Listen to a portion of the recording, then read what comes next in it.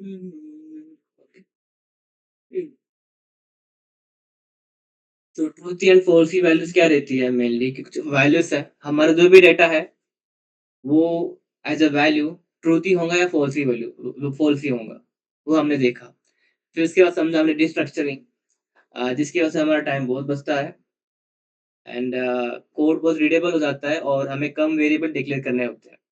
तो एक modern JavaScript का फीचर है डिस्ट्रक्चरिंग भी एंड बाद में देखा हमने स्प्रेड एंड रेस्ट ऑपरेटर्स। सो दोनों की जो सिंबल के लिए या फिर ऑपरेटर जो भी है, 3 डॉट्स है। सो दिखते एक जैसे ही है लेकिन उसके by their use case we can differentiate by their names, spread operator and rest operator. Okay. किसी को कोई डाउट है कल के सेशन में?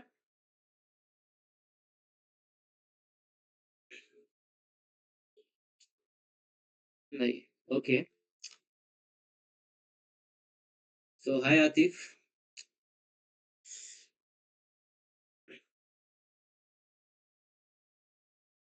सो अब तक ना आतिफ हमने क्या किया है पिछले लास्ट वीक ना हमने हमारा जावास्क्रिप्ट खत्म कर दिया with DOM and React introduction. तो ये वीक हमने स्टार्ट किया था अबाउट जावास्क्रिप्ट एक्स्ट्रास, जहाँ पे हम वो जावास्क्रिप्ट सीख रहे हैं जो हम रिएक्ट में इस्तेमाल करने वाले हैं। ओके। तो अभी तक हमने क्या क्या सीखा वो मैं बता देता हूँ।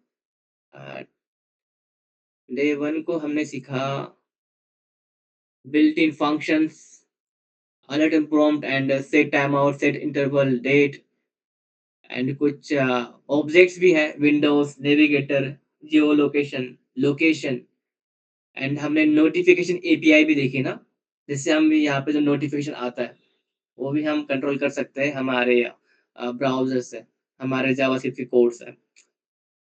ओके। सो एंड डे 2 पे हमने कल देखा था truth and false values, destructuring and spread and rest operators. अगर ये सीखना है तो पिछले सेशन 2 सेशन जो गुज़रे हैं, उसमें चीज़ें आपको देखने मिल जाएँगी। ओके। तो जो आज का सेशन है वो उसकी डिपेंडेंसी नहीं है हमारे प्रीवियस सेशंस में। तो ऐसी कोई चीज़ नहीं होगी, समझना है। ओके। Day 3 dot JS. तो जैसे कि हमने कल डिस्कस किया था कि हम क्या-क्या देखेंगे, तो आज हम देखेंगे uh, local storage, session storage, slice and splice and देखेंगे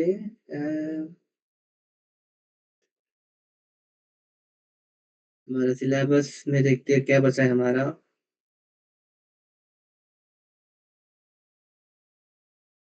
ऑप्शनल चेनिंग देखते हैं, वो भी बहुत बेहतर चीज़ है। ऑप्शनल चेनिंग।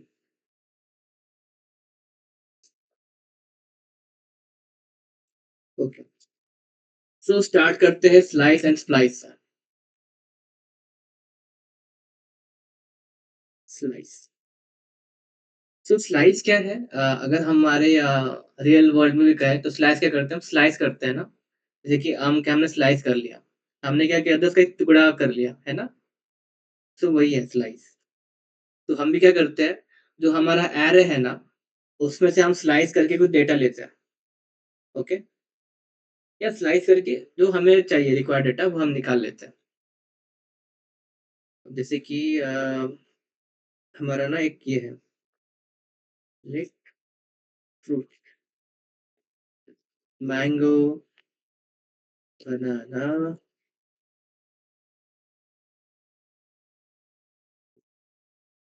एप्पल, चेरी और क्या ग्रेप्स, एवोकाडो। ठीक है, इतने हमने ले लिए।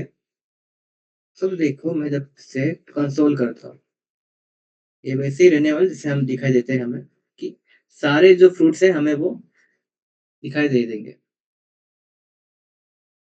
लेकिन यहाँ पे ना मैंने लिंक लगाया नहीं ये चीज़। day3.js। ठीक है,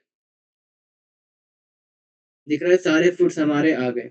mango, banana, Apple, cherry, grapes and avocado. लेकिन मैं चाहता हूँ कि मैं ये जो है ना मेरे मान लीजिए टॉप फ्रूट्स की लिस्ट इन इंडिया, ठीक है? ये टॉप फ्रूट्स इन इंडिया है कि इंडिया में ये ज़्यादा बिकते हैं, मानते इस तरह से है ही नहीं। सो अब मैं चाहता हूँ कि इसमें से ना जो टॉप 3 फ्रूट्स हैं, उन्हें मैं दिखाऊँ। उन्हें मैं जो हो मेरे डॉक्यूमेंट में मैं दिखाऊँ कि ये 3 टॉप जो है फ्रूट्स हैं हमारे इंडिया के, जो ज़्यादा लोग पसंद करते हैं। ओके? तो मेनली हम क्या करेंगे, तो एक पुराना तरीका है उसके हिसाब से 3 most liked fruits in India, ठीक है? तो मैं क्या करूँगा यहाँ पे एक एरे बनाऊँगा, फिर यहाँ पे 3 मोस्ट लाइक में 0, 1 एंड 2, ठीक है? ये डाल दिया, अब इसे प्रिंट करके देखता हूँ, क्या हो गया? ओके, पुश नहीं किया ना मैंने? ओके। सिंपली ना एक पुश ही करते हैं ना, ये करने से बेहतर है। Dot push top fruits India 0, तो इसमें एक मैंगो आ गया है ना? अब ऐसे मुझे कई सारे करने हैं, तो इस तरह चलता है क्या? हाँ, चलता है, ठीक है। तो मैंने 0, 1 एंड 2, तो 1, 2, 3 ये 3 जो है मैंने फ्रूट्स ले लिया, ओके? अब इसको मैं क्या करूँगा, हमारे डोम में मैं इसे इम्प्लीमेंट करूँगा। तो डोम में मैं एक एलिमेंट बनाता हूँ, h1 नाम का अभी के लिए, h2 बनाता हूँ। इसका क्लास है अ, यहाँ पे h1 top most loved fruits in India, ठीक है? यहाँ पे मैं क्या करूँगा, लिस्ट दिखाना है मुझे। लिस्ट नहीं, अभी के लिए हम सीधा h2 टैग ही लेते हैं, फ्रूट्स हेडलाइन, ठीक है? अब मुझे बताओ हम किस तरह से इसे डोम से एक्सेस करेंगे? मुझे ये क्लास जो है ना एक्सेस करना है। ये जो एलिमेंट है हमारा एचटीएमएल का, इसे मुझे जावास्क्रिप्ट में एक्सेस करना है वाया डोम। किस तरह से करूँगा?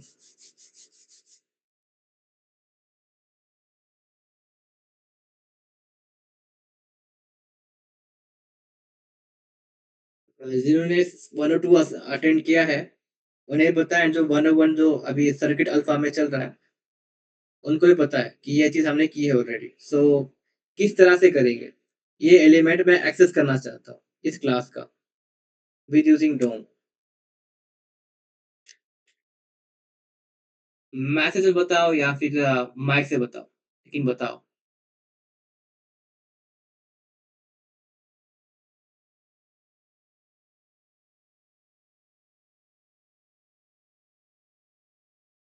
लतीफ़, फैज़ान, हिना एंड महक, जो भी लगता है रिलेटेबल होगा।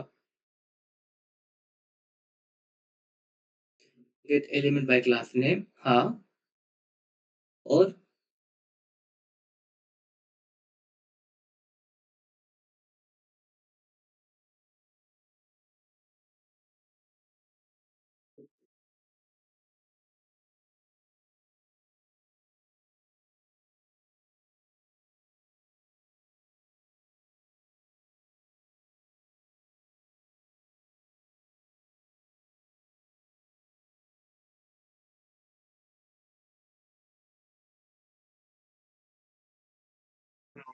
और फैज़ान।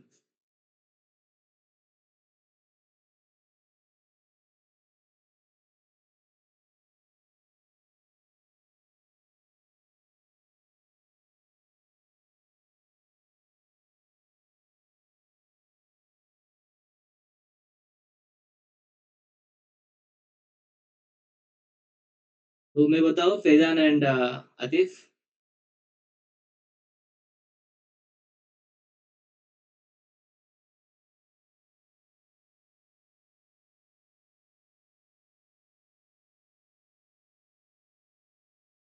ठीक है, मैं बताता हूँ। तो सिंपली हम क्या करेंगे यहाँ पे एलिमेंट बनाएँगे, मैं इसी नाम का बनाता हूँ। एलिमेंट के लिए ELT लिखता हूँ, डॉक्यूमेंट डॉट तो जो हिना ने कहा है स्क्रिप्ट, हाँ, हम स्क्रिप्ट इस्तेमाल कर रहे हैं यहाँ पे। स्क्रिप्ट यहाँ पे नाम अलग रखा है हमने, लेकिन डॉट जेएस की फाइल ही है। और जो हिना ने कहा gate element by class name, हाँ, सही है। गेट बाय क्लास नेम, तो यहाँ पे मैं सीधा अभी क्लास नेम में डाल दूँगा, ओके। लेकिन ये तरीका पुराना है। इसकी जगह हम क्या इस्तेमाल करते हैं, क्वेरी सिलेक्टर।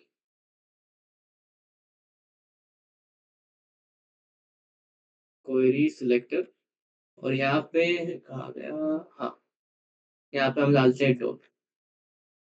तो एक मॉडर्न तरीका है एंड ईज़ी है करने के लिए, लिखने के लिए। अब इससे क्या करते हैं हम यहाँ पे फ्रूट्स एलिमेंट में डॉट इनर एचटीएमएल नहीं, टेक्स्ट कंटेंट जो है हम अभी के लिए हाई करते हैं, हेलो, दिख रहा है यहाँ पे हेलो आ गया। अब मुझे क्या करना है यहाँ पे, मेरे जो एलिमेंट्स है, मेरा जो एरे है उसे डालना है। मैं ऐसा नहीं करता हूँ, दिखाई दिया यहाँ पे एरे आ गया, मैंगो बनाना एप्पल। तो जावास्क्रिप्ट ने खुद से क्या करा, एरे को यहाँ कॉमा कॉमा लगा के दिखा दिया, दिख रहा है कॉमा। अगर मैं सिंपल इसको यहाँ पे से प्रिंट करता ना, जैसे कि हमने प्रिंट किया है यहाँ, ये देखो, ऐसे किया है ना। सो इसके लिए हम ये भी कर सकते हैं, हम एज ए स्ट्रिंग भी कर सकते हैं। कैसे करेंगे हम, डॉट जोइन बाय कॉमा, तो दिख रहा है यहाँ पे डॉट जोइन बाय कॉमा आया, या फिर मैं ऐसे भी कर सकता हूँ। तो यहाँ पे जो भी हम बना लेंगे ना जोइन मेथड में, तो उससे जोइन हो जाएगा, ठीक है। अब इसी को मैं क्या करूंगा, कॉपी करूंगा और यहाँ पे पेस्ट कर दूंगा, ठीक है। तो इस तरीके से भी हम कर सकते हैं। तो हमने क्या किया, यहाँ से एक एलिमेंट लिया और यहाँ पे डाला, समझ में आई चीज।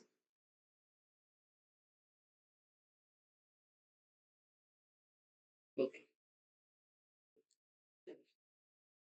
अब ये चीज हमने की ना, ये बहुत डिफिकल्ट था ना हमारे लिए, कि जब हमें पता है कि तीन ही लेना है हमें स्टार्टिंग के, तो इतना क्यों कर रहे हैं सब, है ना।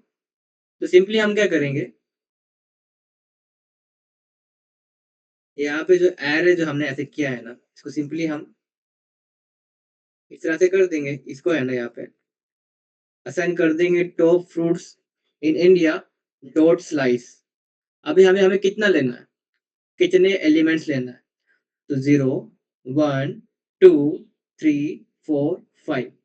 तो मुझे स्टार्टिंग के 3 लेना है, तो क्या करूंगा मैं, 0 1 2, मतलब स्टार्टिंग होना चाहिए 0 से और एंड होना चाहिए 2 से, है ना। तो मैं start point and and point डाल दूंगा यहाँ पे। तो यहाँ पे हम क्या करते हैं, स्टार्ट पॉइंट और एंड पॉइंट डाल देते हैं, ठीक है। तो स्टार्ट पॉइंट डाल दिया 0 एंड एंड पॉइंट डाल दिया 2, ठीक है। अब देखते हैं क्या हो गया, दिख रहा है मैंगो एंड बनाना है, मैंगो बनाना, यानी कि इसने क्या किया, स्टार्ट 0 से किया और 2 दिया। तो उसने सिर्फ यहाँ के जो एलिमेंट है ना, 2 - 1 उतने लिए, है ना। तो मुझे क्या करना पड़ेगा, 3 देना पड़ेगा। अब देखते हैं, तो मैंगो बनाना एप्पल तीनों आ गए, mango banana apple, mango banana 0 1 2 3। तो 3 के पहले जितने भी होंगे ना, वो सारे एलिमेंट वो ले लेंगे, ओके। तो जो भी हम नंबर देंगे उसका इम्प्लिसिट वाला लेंगे, एक्सप्लिसिट वाला नहीं। अगर एक्सप्लिसिट होता ना, तो मैंगो बनाना एप्पल चेरी ये चारों लेता, लेकिन उसने क्या करा, इम्प्लिसिटली लिया बाय एंड। तो एंड कितना था, 3 था, तो उसका अंदर का लिया इम्प्लिसिट, तो वो है एप्पल तक, मैंगो बनाना एंड एप्पल, ठीक है। तो इस तरह से हम स्लाइस का इस्तेमाल कर सकते हैं। इतना क्लियर।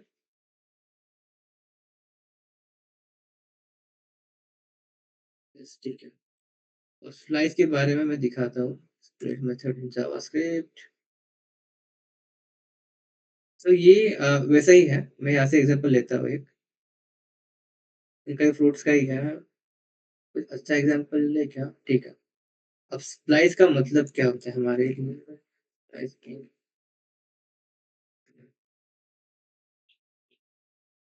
जॉइन और connect. Join a series of two ropes, piece and timber together. Splicing अगर मैं हमारे इसमें क्या मैं पेंट इस्तेमाल करता हूँ, पेंट ऑनलाइन।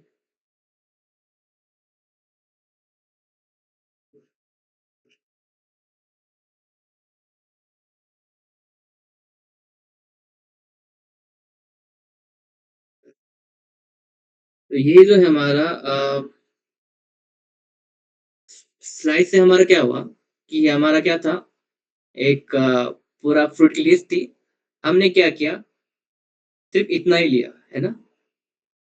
इतना लिया, उससे हमने इसे आउटपुट दे दिया। लेकिन स्प्लाइस क्या करता है कि इसको मैं यहाँ सरका सकता हूँ और ये यहाँ पे। अब इन दोनों के बीच में मुझे कुछ डालना है क्या? तो मैं डाल सकता हूँ, ओके? तो यहाँ पे मैं नए एलिमेंट्स डाल सकता हूँ, बीच में कहीं पे भी।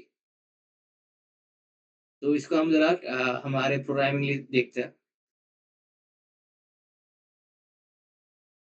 सो इसे स्प्लाइस का इस्तेमाल करता हूँ। मैं यहाँ पे क्या करता हूँ, तो कमेंट करता हूँ, यहाँ पे स्प्लाइस करता हूँ, ओके? तो स्लाइस में मैं क्या करूँगा देखता हूँ, मैं 0,3 नहीं करूँगा। मैं चाहता हूँ कि चेरी की जगह पे ना, चेरी की जगह पे और क्या फ्रूट डाल सकते हैं हम? उम, ऐसा कुछ याद आ रहा है क्या फ्रूट्स? ठीक है, काम करते हैं वेजिटेबल डाल देते हैं। Carrot, onion. अभी हम क्या करेंगे, चेरी की जगह पे ना कैरेट और अनियन डाल देंगे। मतलब ये अरे किस तरह से हो जाएगा, कैरेट एंड अनियन। तो इस तरह से हम चेंज कर सकते हैं कि मैंने एक एलिमेंट रिमूव किया और उसके जगह जितने भी मुझे एलिमेंट डालना है, चाहे वो 1 हो या 1 से ज़्यादा, मैं डाल सकता हूँ। ठीक है?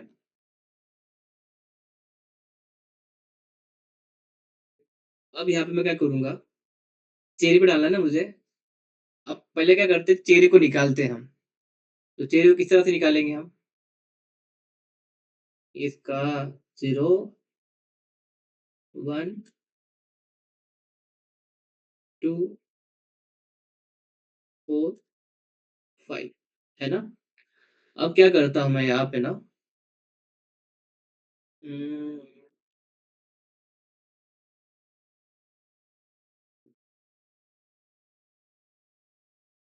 ओके। अब यहाँ पे मुझे कौन हटाना है, चेरी। तो उसके लिए मैं क्या करूँगा, 2 एंड 4 डालूँगा। Explicit value 2, 4। अब देखते हैं हमारा, इसे मैं कमेंट करता हूँ फिलहाल के लिए। इसको मैं प्रिंट करता हूँ, हमारा जो मोस्ट लाइकली फूड है, फ्रूट्स है उसे, ठीक है? अब देखते हैं हमारा एरे किस तरह से नज़र आता है। यहाँ से मैं ये भी निकालता हूँ, okay. Apple, cherry, grapes and avocado. तो एप्पल, चेरी, ये उल्टा क्यों काम किया? Cherry, okay. सो उसने क्या किया, ये दोनों हटा दिया, मैंगो एंड बनाना। ऐसा क्यों हुआ? फ्रूट्स 2, 0। 2 मिनट। अच्छा, ओके, ओके, ओके। सो इसका ना मैं बताता हूँ, from position, number of elements to remove and third है न्यू एलिमेंट्स, ओके।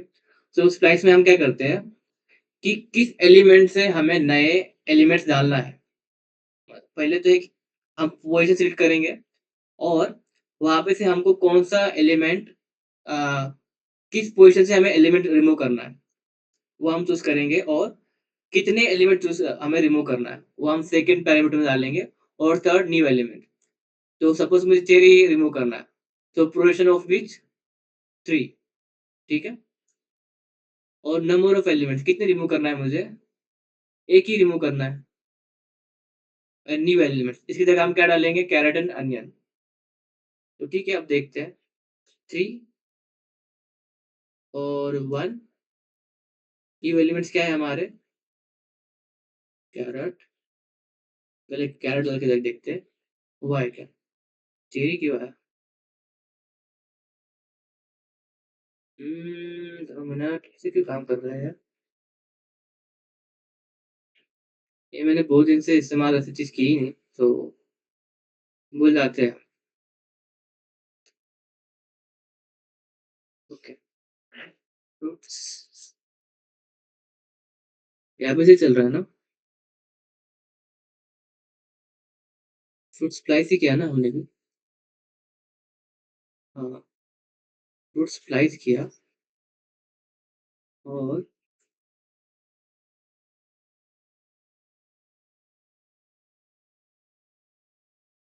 ओके, ठीक है। ओके, समझ गया क्या हुआ। ठीक है। स्लाइस और स्प्लाइस का और क्या फ़र्क है? फर्स्ट ऑफ ऑल स्लाइस सबको समझ में आया क्या? आया ना?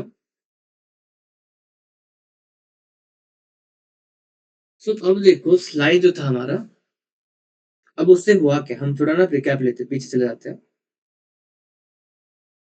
वो चीज़ जो समझना ज़रूरी है इसलिए मैं पीछे जा रहा हूँ। सो कमेंट ये स्लाइस करते हैं, अब देखते हैं। हाँ, ये तो आ गया। अब हम क्या करते हैं, दोनों एरे को क्या करते हैं, प्रिंट करते हैं। हमारा ओरिजिनल वर्ड और जो हमने एक्सट्रैक्ट किया उससे। Top fruits of India, 3 most fruits in India. तो देखो, जो टॉप फ्रूट्स इन इंडिया था, वो सारी लिस्ट है हमारे पास और हमने क्या किया, एक नया एरे बनाया, 3 most like fruit in India और हमने स्लाइस की मदद से 3 जो है हमारे ऊपर के, उसे हमने ले लिया। 3 एलिमेंट जो है टॉप, उसे हमने ले लिया। इससे क्या हुआ, स्लाइस ने क्या करा, एक नया एरे दिया, है ना? एक नया एरे दिया 3 most like fruit in India's को, है ना? नया एरे मतलब सेंस कि जो भी मैंने यहाँ पे स्प्लाइस किया ना, ये अप्लाई किसको हुआ? एक नए एरे को। मतलब मैं बोलता हूँ कि हमारा एक एक पहले से एक एरे था ये वाला, ये एक एरे था, ठीक है? तो जावास्क्रिप्ट ने क्या किया, एक नया एरे बनाया, new array for new variable bye slice. Completely नया एरे है और इन दोनों से कोई संबंध नहीं। ये जो फर्स्ट था ना हमारा, ये वाला,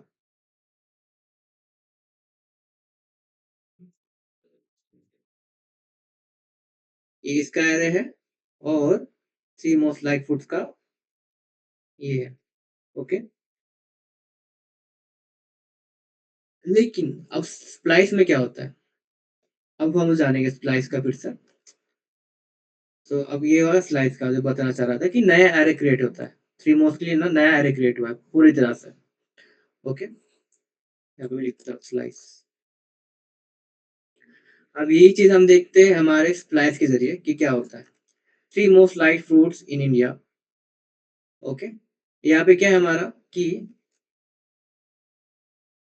हमारा जो था कि 2 से करना है, 0, 1, 2, 3 और डालने के हमें कैरेट, ओके? और यहाँ पे हमें किससे रिप्लेस करना है? ये 2 मिनट कितने एलिमेंट रिप्लेस करने हैं हमें? 1। 1 एलिमेंट हमें रिमूव करना है। पोज़ीशन कहाँ से शुरू करना है? 0, 1, 2, 3। 3 से हमें स्टार्ट करना है और 3 से हमें कितने एलिमेंट रिमूव करना है? सिर्फ़ 1। ओके। और उसकी जगह कौन-सी एलिमेंट डालना है हमें? कैरेट। अब देखते हैं होता क्या है। तो ये देखो, तो स्प्लाइस से क्या हुआ? जब मैंने स्प्लाइस किया, ओके, सो 0, 1, 2, 3 जो थर्ड पे एलिमेंट था, वो उसे रिटर्न किया 3 मोस्ट लाइक्ड फ्रूट्स इंडिया को। उसने स्प्लाइस किया मतलब क्या करा वो उसमें से वो उसने निकाल दिया पूरी तरीके से निकाला और रिटर्न किया इसको 3 most liked for India fruits in India. दिख रहा है सिर्फ चेरी आया यहाँ पे। और यहाँ पे क्या हुआ हमारा जो टॉप फ्रूट्स इन इंडिया था, उसमें उसने चेंजेस किए। उसमें उसने क्या किया, मैंगो, बनाना, एप्पल था और उसने चेरी की जगह क्या किया, कैरेट कर दिया। ओके। अब मैं क्या करता हूँ, कैरेट एंड कई सारे यहाँ पे ना मैं पैरामीटर डाल सकता हूँ। अनियन भी डालता हूँ। देखो, दिख रहा है?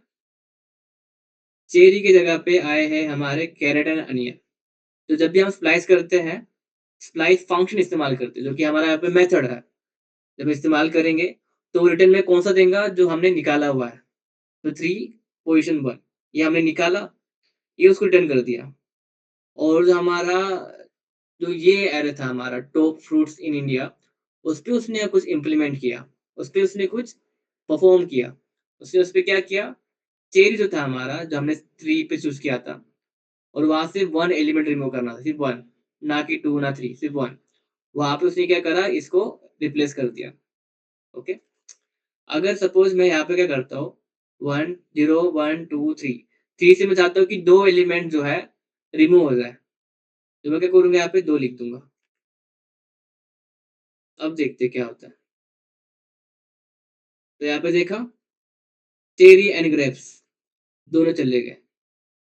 वहाँ पे आया कैरेट अनियन और रिटर्न में हमको यहाँ पे क्या दिया इसने, चेरी एंड ग्रेप्स। तो ये इस तरीके से स्प्लाइस का इस्तेमाल होता है। समझ में आया सभी को?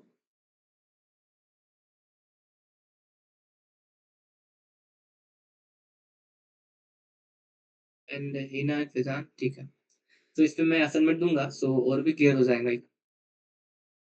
नंबर सेम रहेगा। सर तो सर इसका इंडेक्स नंबर चेंज हो जाएगा ना? ऐसा नहीं होता कि जैसे कि मैं क्या समझाऊँ? हाँ, अभी सपोज़ कि नहीं, हमेशा क्या होता है एरे चाहे मैं एलिमेंट ना कितना भी उसे हिसाब से करूँ वगैरह, लेकिन जो फाइनल रहेगा ना, ये देखो 0 1 इसका 0 1 2 3 4 इंडेक्स चेंज नहीं हुआ, इंडेक्स वही रहता है। जो भी एरे में एलिमेंट्स होंगे सीक्वेंशियली, तो उनको एड्रेस भी क्या होगा, सीक्वेंशियल लगने वाला है, बाय स्टार्टिंग बाय 0 0 1 2 3। हाँ, उसके बावजूद भी ना एरे क्या होता है, स्टार्टिंग से जितने भी एलिमेंट्स हैं सभी को इंडेक्स करता है। ऐसे नहीं करता कि अब इसमें नया नंबर आया, तो उसको जो है कुछ नया इंडेक्स दे देगा, नहीं। वो 0 1 2 3 4 5 6 ऐसे ही नंबर में सभी को इंडेक्स देगा। ठीक है पहचान? ओके। तो स्लाइस एंड स्प्लाइस का हमें एज़ अ डेवलपर हम कहाँ इस्तेमाल करते हैं? जब भी हमें एक एरे मिलता है, सो उसे जब हमें जैसे कि रहता है ना टॉप परफॉर्मेंस वगैरह दिखाने का रहता है यूआई में, तो उस टाइम पे इसका इस्तेमाल कर सकते हैं। एंड स्प्लाइस का इस्तेमाल मैंने कभी किया नहीं एक्चुअली। 1-2 बार ही किया हुआ है जब चार्टिंग में लग रहा था। तो स्प्लाइस से हमने क्या किया कि जो हमें रिमूव करना है एलिमेंट, वो हमने किया। एक पोज़ीशन से और कितने सारे करना है वो सारा। तो मैंने स्प्लाइस का इसका इस्तेमाल नहीं किया हुआ है। लेकिन स्लाइस जो है बहुत कॉमन है, हम इस्तेमाल करते हैं। ओके।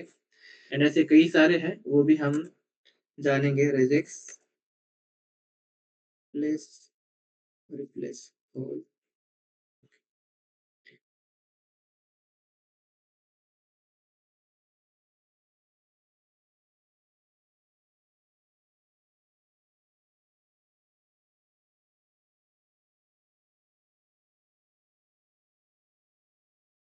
ठीक है, तो ये हमारा स्प्लाइस था।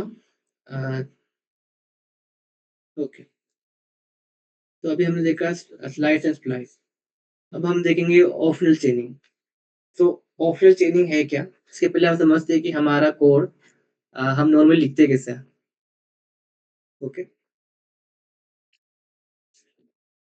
तो यहाँ पे मैं लिखता हूँ, यहाँ पे ना एक ऑब्जेक्ट बनाता हूँ मैं, ठीक है? और यहाँ पे ए का एक ऑब्जेक्ट,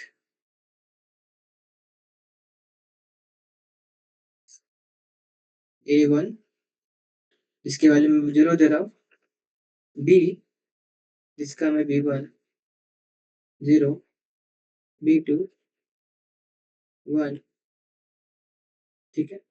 एंड सी जो है मैं डिफाइन ही नहीं कर रहा, मुझे नहीं करना। तो अब मैं क्या करता हूँ यहाँ पे कि console dot log object dot A dot A1 करता हूँ, वैल्यू तो आ गई उसकी। अब मैं क्या करता हूँ, ऑब्जेक्ट डॉट सी करता हूँ। क्या आया? अनडिफाइंड, क्योंकि सी है ही नहीं ना ऑब्जेक्ट डॉट सी। तो हमारे एरे में क्या हुआ नॉर्मली, दिस प्रिंट ऑनलाइन,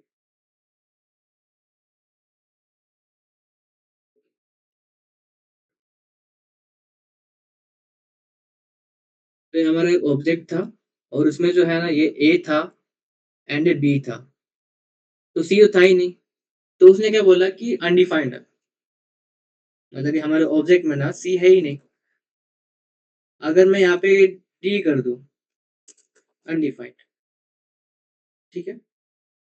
लेकिन मैं जब ऐसे जितने भी वेरिएबल लिखूं मैं, फर्क नहीं पड़ता, मुझे अनडिफाइंड ही भेजेगा, क्योंकि डिफाइंड ही नहीं है उसका कुछ, ओके? लेकिन जैसे मैं क्या करता हूँ, सी डॉट सी वन करता हूँ, अब उसने क्या करा, एयर थ्रो करा, can not read properties of undefined reading C one, कि हमारे पास जो पहले क्या था, हमारा ऑब्जेक्ट था, उसका सी नहीं था, लेकिन हम उसे कह रहे कि अनडिफाइंड है। सी जो था हमारा वो अनडिफाइंड था। लेकिन क्या इस अनडिफाइंड, ये अनडिफाइंड है लेकिन इसका क्या है, क्या नंबर हो सकता है या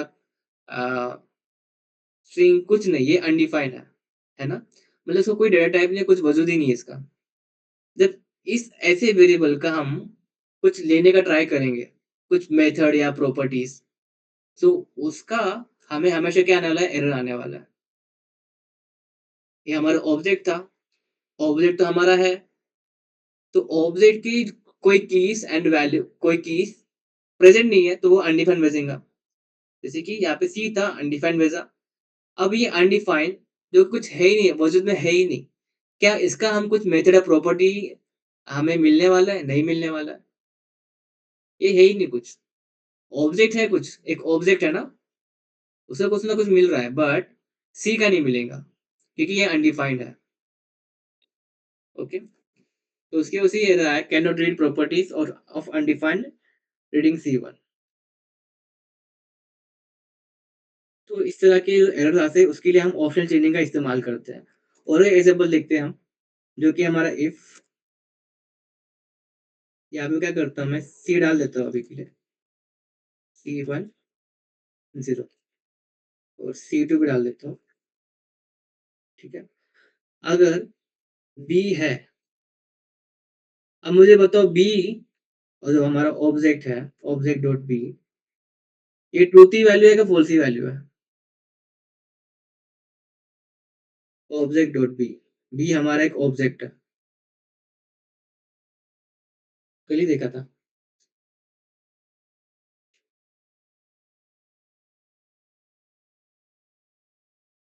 हिना महक फैजान एंड आतिफ, क्या ऑब्जेक्ट ट्रूथी वैल्यू रहती है या फॉल्सी वैल्यू? दो ही ऑप्शन है हमारे पास, क्या लगता है, क्या है वो?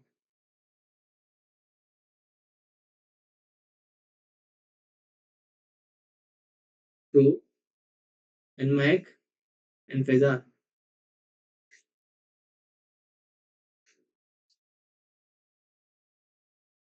ऋतिक, आपको पता है ये truthy and falsies values?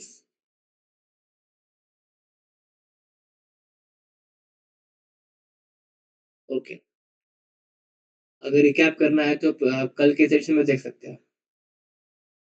And Faizan क्या बोलते हो?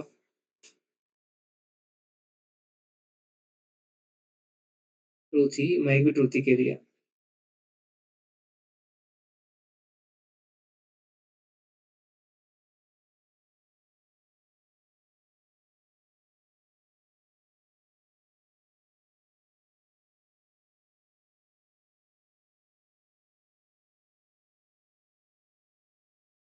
ओके, ट्रूथ ही है। राइट, ये ट्रूथ ही है, क्यों? हमने कल के सेशन में देखा हुआ है इसलिए। क्योंकि वो लॉजिकली वो ट्रू है जब हम बूलियन में कन्वर्ट करते हैं तो, उसके बारे में कल हमने सेशन में जाना। ये जो भी डेटा है हमारा, वो तो ट्रूथ ही होगा या फ़ॉल्स ही होगा फॉर अ बूलियन। तो ऑब्जेक्ट जो है ट्रूथ ही रहता है। अगर ऑब्जेक्ट डॉट बी है, तो मैं बोलूँगा कि हाँ, ऑब्जेक्ट डॉट बी एक्सिस्ट, है ना?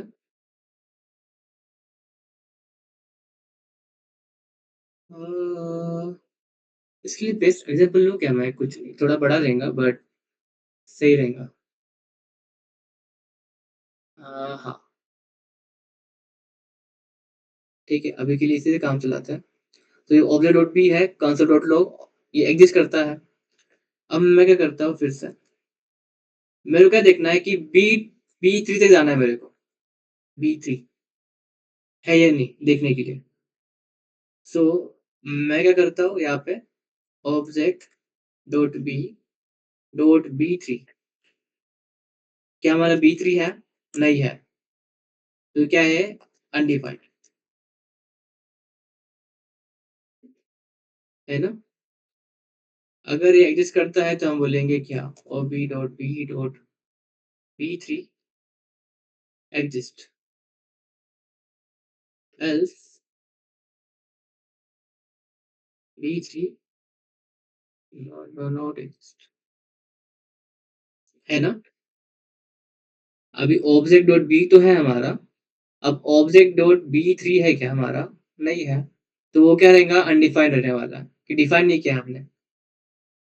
तो वो बी थ्री को हम यहाँ पे ले लेंगे, अगर एग्जिस्ट करता है एग्जिस्ट, एल्स नॉट एग्जिस्ट। अब इसका देखते हैं कोड। ऑब्जेक्ट डॉट बी आया and object dot B three आया, इज नॉट एग्जिस्ट, है ना? So, इसको मैं सिंप्लीफाई कर सकता हूँ, अगर मैं डायरेक्टली यही लिखूँ कि if object dot B dot B three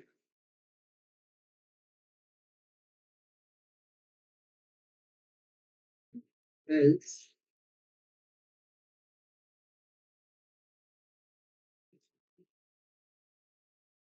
different, इसे मैं सिंप्लीफाई कर सकता हूँ इस तरह से। लेकिन जब ऐसी चीजें हमारी होती है कि मुझे कुछ वैल्यू उसे प्रोवाइड करनी है, जैसे कि मैं ऐसे करता हूँ कि let F bar equal to object dot B three.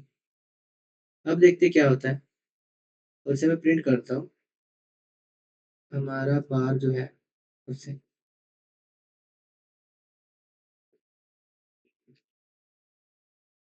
हाँ, तो बार तो अनडिफाइंड है। अब मैं क्या करता हूँ, बी डॉट यहाँ पे करता हूँ बी वन।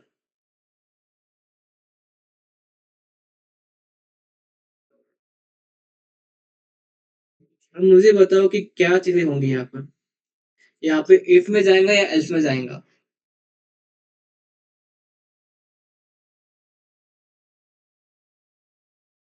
अब ये जो है ना हमारा, ये अनडिफाइंड है, और ये भी हमारा जो है एरर ही थ्रो करता है, तो एक इफ में जाएगा एल्स में जाएगा।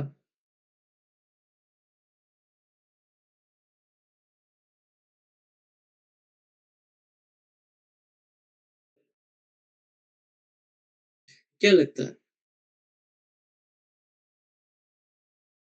ये मैं कमेंट करता हूँ अभी के लिए, और ये चीज देखता है।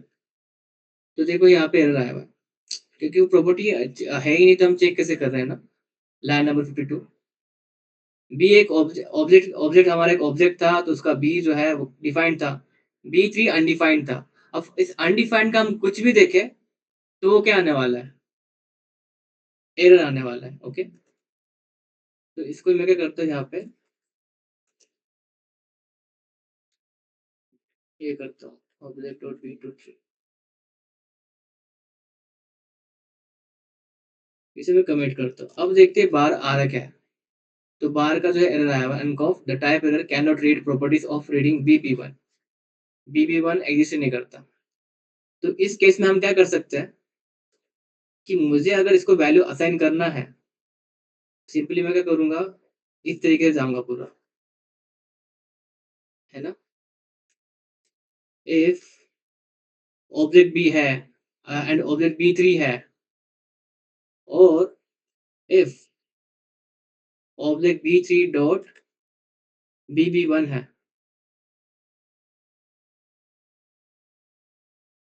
यहाँ पे मैं एल्स करता हूँ।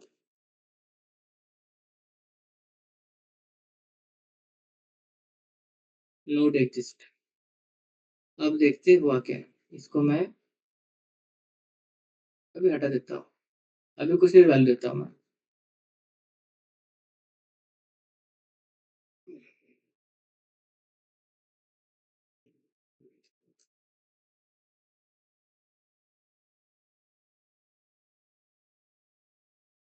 हाँ, ये देखो, object dot B is exist, है ना।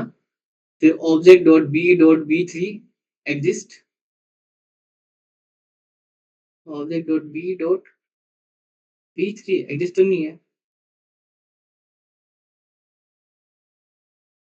ये किसमें लेंस लगा है यहाँ पर। हाँ, इज नॉट एग्जिस्ट आया हुआ है, दिख रहा है। Object dot B three exist करता ही नहीं है। Object dot B B three exist नहीं करता। तो सीधा क्या गया, वो एल्स में चला गया। ओके, अब मैं यहाँ पे क्या करता हूँ, बार अगर एग्जिस्ट करता है तो ये वैल्यू लगाऊंगा, एल्स मैं इसको अनडिफाइन लिख दूंगा फिर से।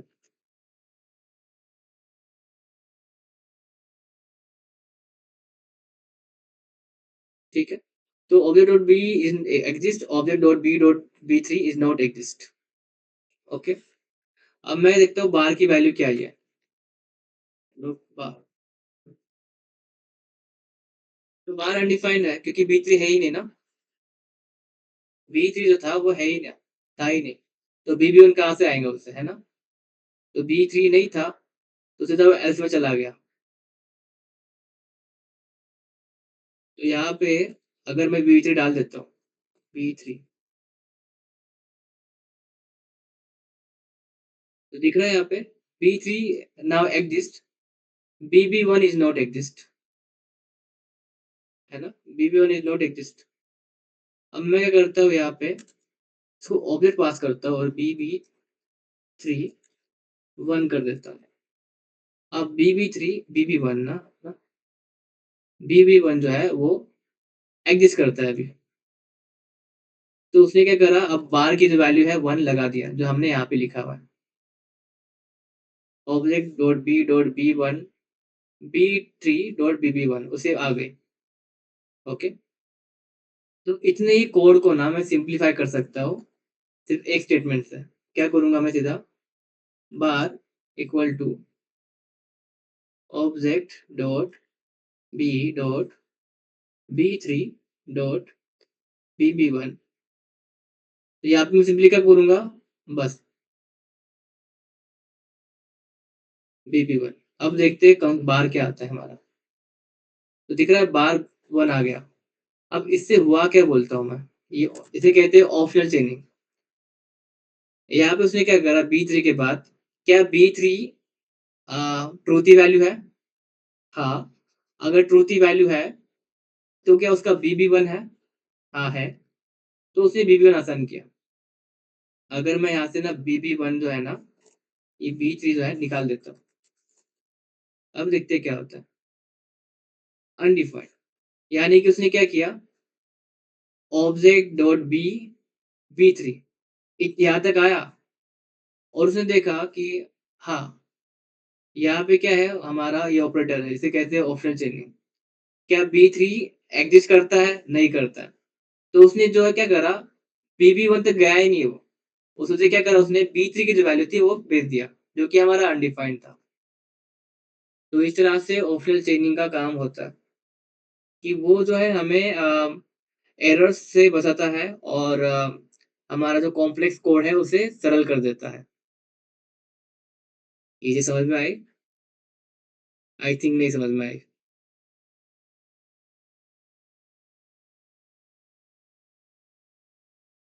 नहीं आई ना? क्या आई? मुझे लगता है मैं बहुत कॉम्प्लेक्स गया था सिखाने के लिए ये चीज़। अम, एक काम करता हूँ, इसके लिए ना मैं बेस्ट प्रिंसिपल देखता हूँ थोड़ा प्रैक्टिकली तरीके से, जो कि हम डाल सकते हैं। सो एक नेक्स्ट मीट में ना मैं इसका ना कुछ एग्ज़ाम्पल लेके आता हूँ वो सारे, तो उससे और भी क्लियर हो जाएगा। तो इसी के लिए इसको भी हम अभी रेस्ट पे रखते हैं, हम बाद में इसे कवर करेंगे। ये बहुत कॉमन चीज़ हम इस्तेमाल करते हैं, इसे मैं फिर से इसमें लिख देता हूँ, जो कि चीज़ें हमारे ये ना नल चेंज ये समझने वाला है क्योंकि अभी जितना भी ना किसी ने इतना कोडिंग की प्रैक्टिस किसी की उतनी है ही नहीं, सो अगर इफ एल्स का ज़्यादा इस्तेमाल किया होता तो इसी समझ में आ जाती। ठीक है, इसे हम फिर से लेंगे हमारे नेक्स्ट सेशन में। तो अभी हमारा क्या बचा हुआ है? Local storage and session storage. अभी लोकल स्टोरेज क्या है बोलता हूँ मैं कि हमारा जो ब्राउज़र है ना, वो कुछ कैश स्टोर करता है हमारा, कुछ भी। ना चैट जीपीटी से इसका हम देखते हैं, local storage a, for newbies with real life use case.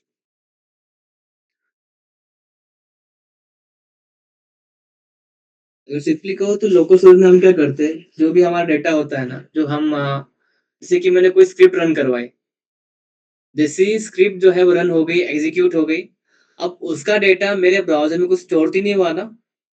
जैसे कि मैंने सपोज़ कि स्क्रिप्ट 1 रन की थी, जैसे कि यहाँ पे देख लो, अब डे 3 है, ठीक है? अब डे 3 में कौन से वेरिएबल है हमारे?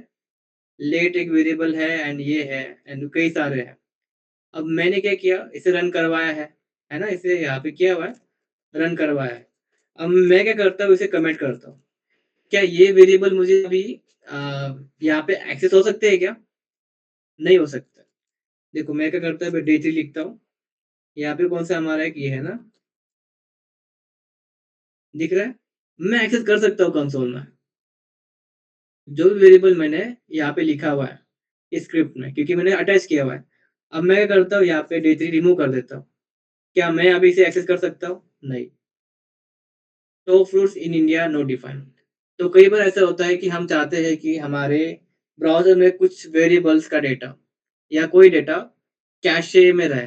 कैशे मतलब कहो तो सिंपली स्टोर है डेटा। कैशे का अगर हम कैशे में नहीं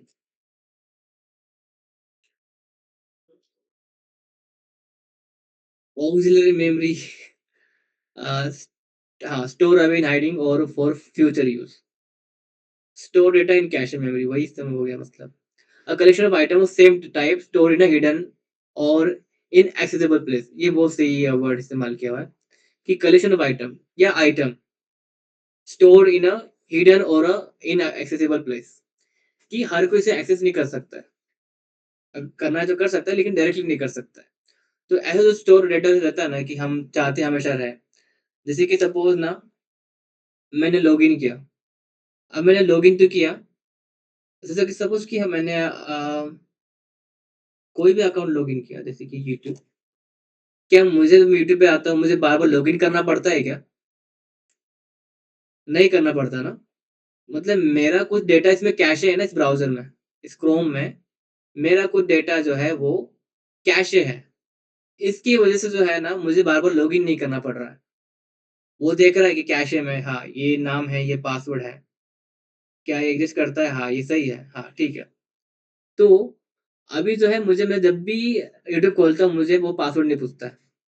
नया ब्राउज़र है, नया फ़ोन है, नया एप्लीकेशन है, उसमें मैं कुछ करता हूँ, तो मुझे तो लॉगिन करना ही पड़ेगा गूगल से।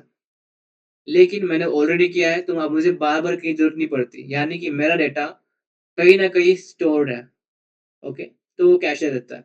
तो वैसी ही चीज़ों के लिए हम जो है हमारे कुछ स्टोरेज इस्तेमाल करते हैं हमारे कंसोल में।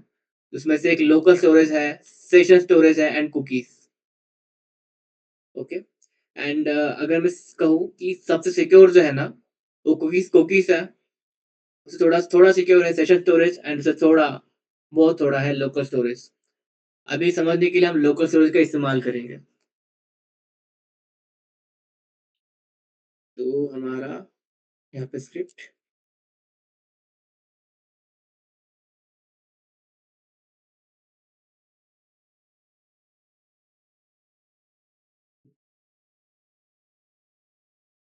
मैं अगर तो एक डेटा बनाता हूँ, डेटा लिखता हूँ, हाय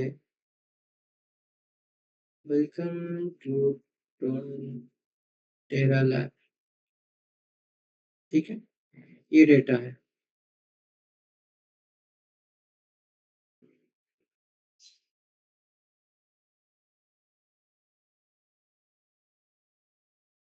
फिर मैं कंसोल करता हूँ, console dot log data, okay? इस डेटा को मैं क्या करता हूँ, मेरे इससे लेता हूँ, प्रॉम्प्ट से। Enter your message, okay? अब देखते हैं क्या होता है। जो भी मैं लिखता हूँ यहाँ पे वो आ जाता है ना? अब मैं क्या करूँगा इस डेटा को कहीं तो मेरे ब्राउज़र में स्टोर करूँगा। अब मैं करके दिखाता हूँ कि मैं यहाँ पे ले गया और डेटा को क्या करूँगा स्टोर करना है तो क्या करूँगा local storage dot set item. तो ये भी क्या है एक बॉर्म का एलिमेंट है, ओके? जैसे हमारा विंडोज़, नेविगेटर, लोकेशन वैसे ही लोकल स्टोरेज। अब मुझे इस वेरिएबल का नाम क्या देना है डेटा और यहाँ पे मैं स्टोर करूँगा डेटा, ओके? यहाँ पे जो भी की हमें देना देंगे और यहाँ पे वैल्यू, ओके? तो वैल्यू जो भी हमारे प्रॉम्प्ट में होंगे वो यहाँ पे स्टोर होंगे। यहाँ पे मैंने लिखा, ठीक है? अब देखो मैं एप्लीकेशन में जाता हूँ, लोकल स्टोरेज में जाता हूँ और यहाँ पे दिख रहा है यहाँ पे डेटा जो मैंने डाला था वो है, ओके? अब मैं कितने बार रिफ्रेश करता हूँ पेज, ये डेटा नल नहीं होना चाहिए था 2 मिनट, लोकल स्टोरेज में स्टोर किया है ना? हाँ, बराबर है। स्टोरेज में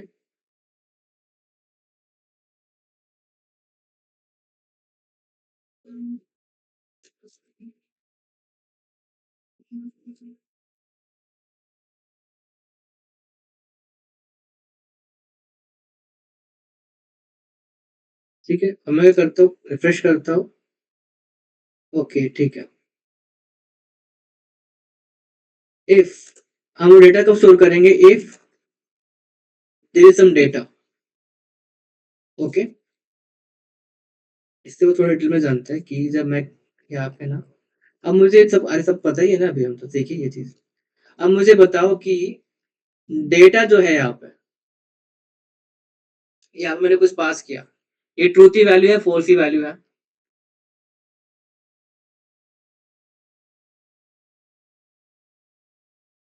इनर मैक आतिफ मैंने कुछ स्ट्रिंग पास किया, collection of characters, collection of words, तो ये क्या है? ट्रू की वैल्यू से या फ़ॉल्स की वैल्यू से?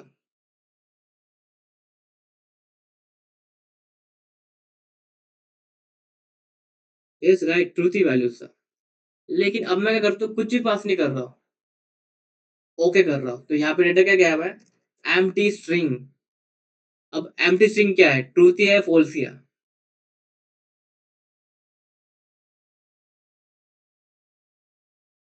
फ़ॉल्स ही है। एग्ज़ैक्टली।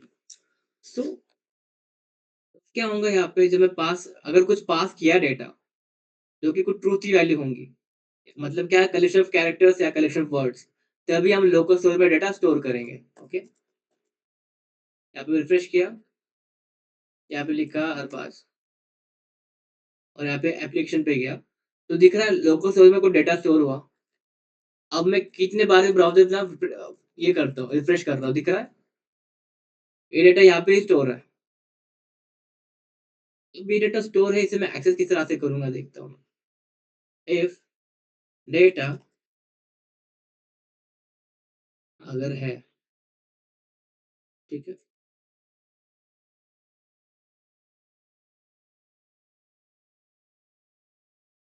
क्या हो गया ये?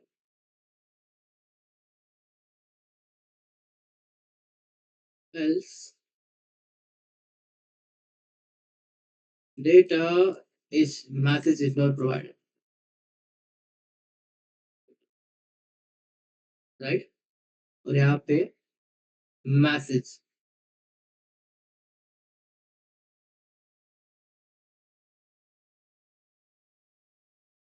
ठीक है। अब देखते हैं। देखो मैसेज प्रोवाइड नहीं करता है, मैसेज इज नॉट प्रोवाइडेड। और जैसे ही कुछ मैसेज प्रोवाइड करता हूँ तो मैसेज आ गया है ना। सो अभी मैं क्या करूंगा कि message is not provided but your last message, your last message,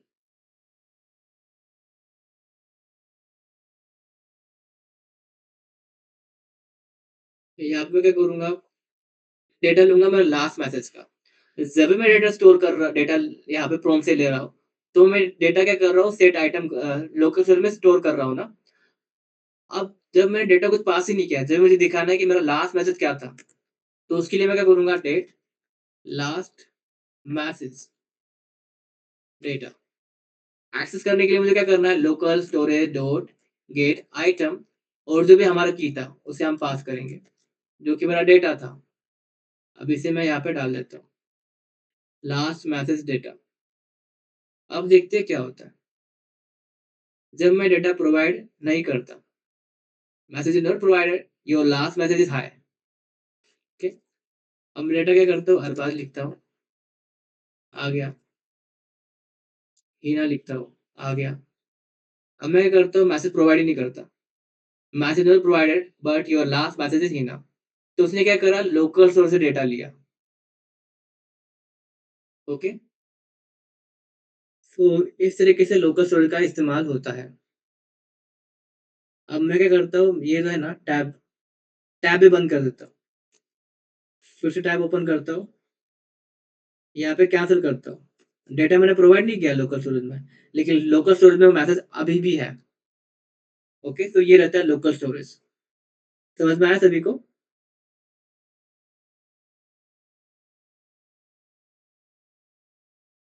okay, फिर 2 मिनट मैं केबल लेके आया।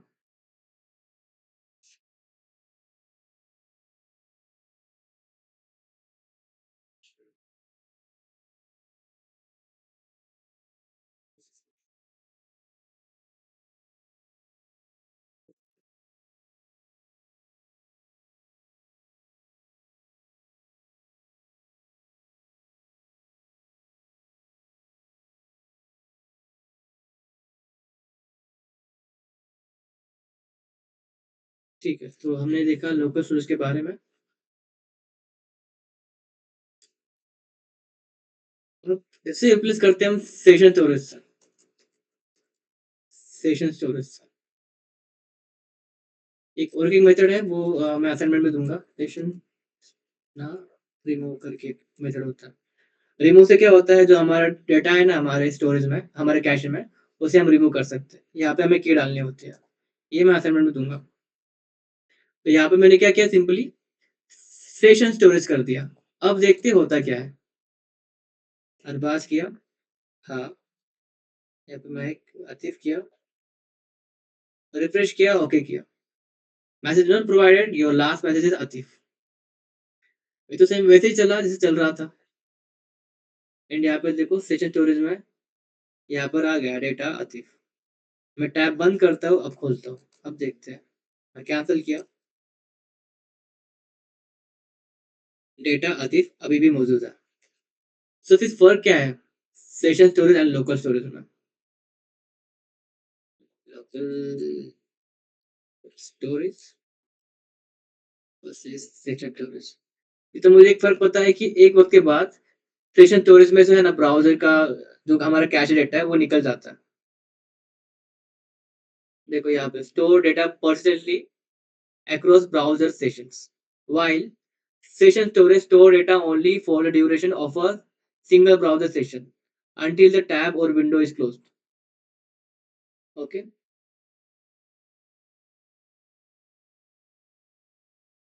मैं ब्राउज़र ही बंद करके ओपन करता हूँ, देखते हैं।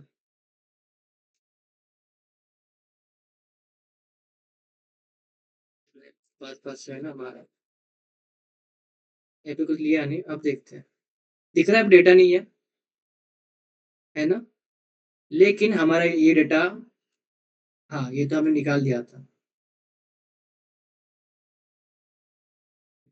हुँ, तो इस तरीके से हमारा ये चलता है। देखो यहाँ पे मैंने किया, हमारा लोकल स्टोरेज, डेटा, ब्राउज़र को बंद किया, दोबारा चालू किया, कैंसल किया। सो होता क्या है मेनली कि अब हो नहीं रहा है, ऐसे टाइम लगेगा। तो local storage and stationary storage में फ़र्क क्या है बोलता हूँ मैं। लोकल स्टोरेज में डेटा हमेशा रहता है। अब ये गया कि पता नहीं मुझे, क्योंकि हमने शायद ऐसे रिमूव किया था क्या? नहीं, तभी हो गया। लोकल स्टोरेज में डेटा हमेशा रहता है, जब तक उसे हम मैन्युअली रिमूव ना करें, हमेशा रहता है। लेकिन स्टेशन स्टोरेज में क्या होता है, एक वक़्त के बाद डेटा जो है वो वैनिश हो जाता है यहाँ से। ओके? तो ये फ़र्क है। Session storage duration.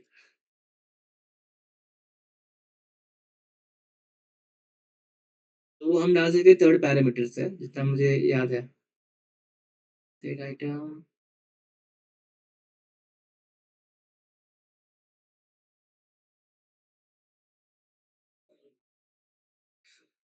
contains available the duration of the page session, the page last.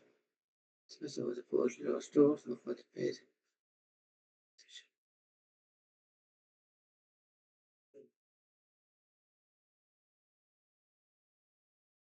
Okay, so ये एक फ़र्क है मेजर। सो इसलिए हम लोकल स्टोर की बजाय सेशन स्टोर इस्तेमाल करते हैं। क्योंकि हम नहीं चाहते कि जो हमारा डेटा है ना, वो हमेशा स्टोर रहे। जैसे कि सपोज़ कि मेरा पीसी है एंड उसपे ना कोई वेबसाइट है, मान लेते हैं www.xyz.com, मैंने मेरे लैपटॉप पे ओपन किया, ब्राउज़र पे वगैरह, एंड वो डेटा स्टोर है लोकल स्टोरेज में। तो हमेशा वो स्टोर है। तो कोई भी अगर किसी को डेटा लेना है, तो यहाँ से फेच करके ले सकता है ना? दिख रहा है यहाँ पे, एक्सेस कर सकता है वो डेटा। तो ये अच्छी बात है? नहीं है। तो अगर हम सेशन स्टोरेज का इस्तेमाल करते हैं, भले ही अगर हमारा पीसी कोई और दूसरा भी लेता है थोड़े वक़्त के बाद, तो इसमें से जो डेटा है वो रिमूव हो जाता है। तो वो डेटा एक्सेस नहीं कर पाएगा कुछ भी। ओके? ये एक फ़ायदा है सेशन स्टोरेज का। और कुकीज़, कुकीज़ जो है उससे बेस्ट रहता है। हमें यहाँ पे उस तरीके का डेटा स्टोर करना ही नहीं पड़ता। जैसे कि session storage and local storage में कर रहे हैं ना, इसमें भी ऐसा एक फ़ायदा है।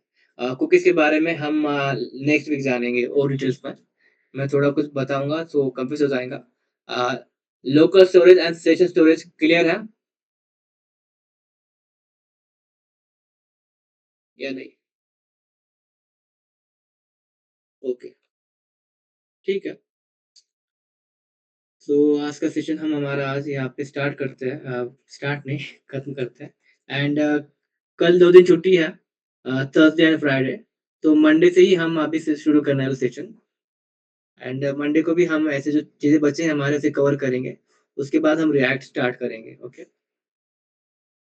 सो मैं कुछ असाइनमेंट दे दूँगा 1-2 जो कि इससे रिलेटेड है। तो थोड़ी फिर प्रैक्टिस हो जाएँगी इसके ऊपर, जो भी हमने ये 3 दिनों में सीखा है। तो वो हमारा weekly assignment as a consider कर सकते हो। तो उसकी डेडलाइन मैं डालूँगा मंडे तक या ट्यूसडे तक डाल दूँगा। ओके? एंड तुम्हारे जो भी दोस्त वगैरह होंगे जिन्हें जावास्क्रिप्ट या रिएक्ट जेएस सीखना है, तो रिएक्ट जेएस अभी स्टार्ट नहीं हुआ है अब तक पूरी तरह से। तो वो जॉइन कर सकते हैं नेक्स्ट वीक से। एंड या फिर उन्हें जैसे कि कुछ कॉन्सेप्ट हमने अभी देखे, डे 1, डे 2, डे 3, अगर इसके बारे में सीखना है तो उन्हें एक्सेस मिल जाएगा यूट्यूब लिंक का हमारा। ओके? किसी को कोई डाउट वगैरह है या कुछ पूछना है तो पूछ सकते हो। नहीं? तो लास्ट कुछ क्लास मिस हो गए थे, अभी जस्ट थियरी इंटरनल एग्ज़ाम खत्म हुए हैं, सो नहीं हुआ।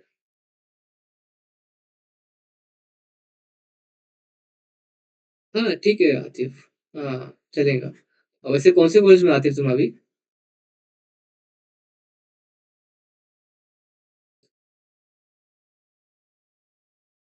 अच्छा, ओके देन मैं कुछ पूछना है?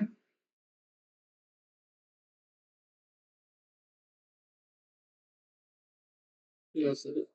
एंड आतिफ? आतिफ गया शायद ना? नहीं, आतिफ था। फैज़ान गया। ठीक है देन चलो फिर बाय।